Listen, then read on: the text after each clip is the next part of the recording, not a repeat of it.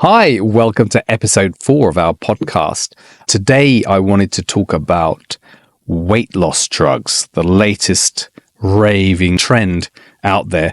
I'm here with Smita from Smita London. Hello. Hi there. I've heard some things about these weight loss drugs. You know, Ozempic is one, Mounjaro I think is another. You must have come across these, and I'm just wondering about side effects from a skin point of view.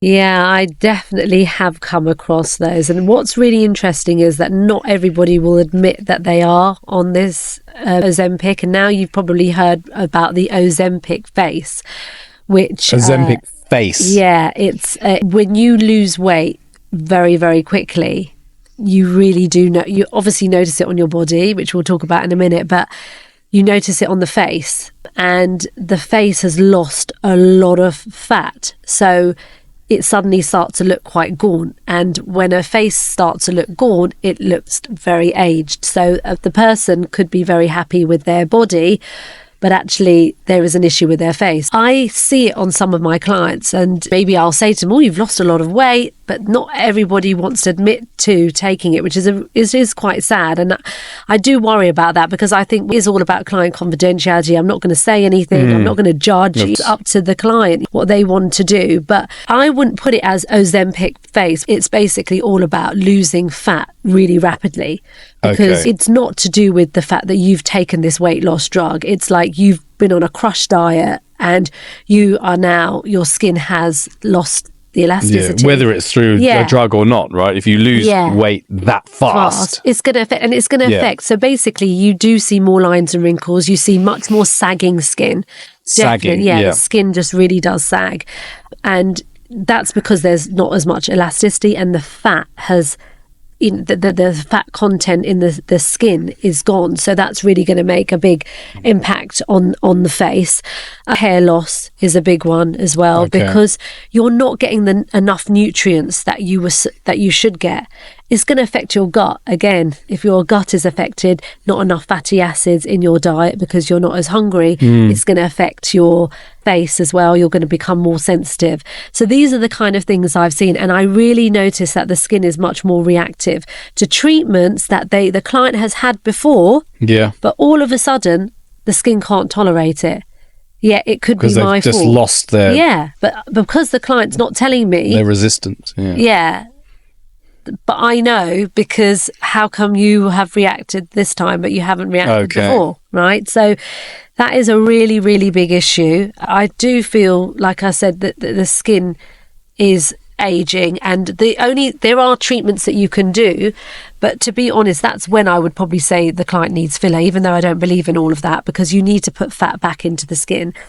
That's a quick fix, but you need to put some volume back into the face. I mean, if you get sagging skin like that, does the skin gradually tighten up again, or? Well, you need to do collagen induction treatments like microneedling of radiofrequency, fractional radiofrequency, which is basically you're using radiofrequency with needles. So you can do those kind of treatments to really stimulate the collagen. How do you feel about it as a psychotherapist? Yeah. Because again, it's all about body image, beauty absolutely. standards. Again, it's it's a similar pattern. It's the story of our times, right? People always want the quick fix, as it were, and it feels like it falls into that category. Now, I've done some research on it.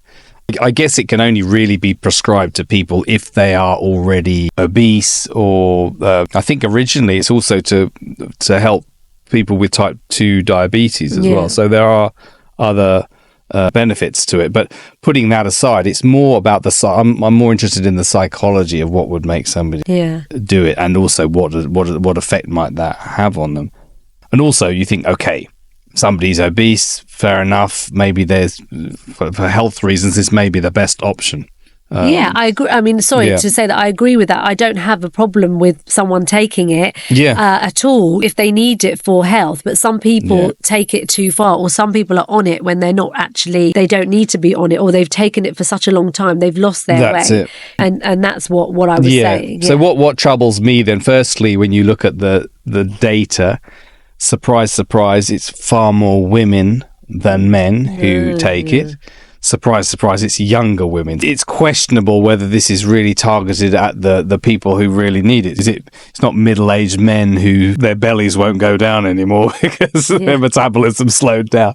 People in the prime of their lives taking it, which says something about the way it's targeted, the way it's marketed, right? So the commercialization of it worries me. It's kind of, again, like many cosmetic areas, like cosmetic procedures, and generally it's about telling people that this is a way out for them. You don't need to make any effort.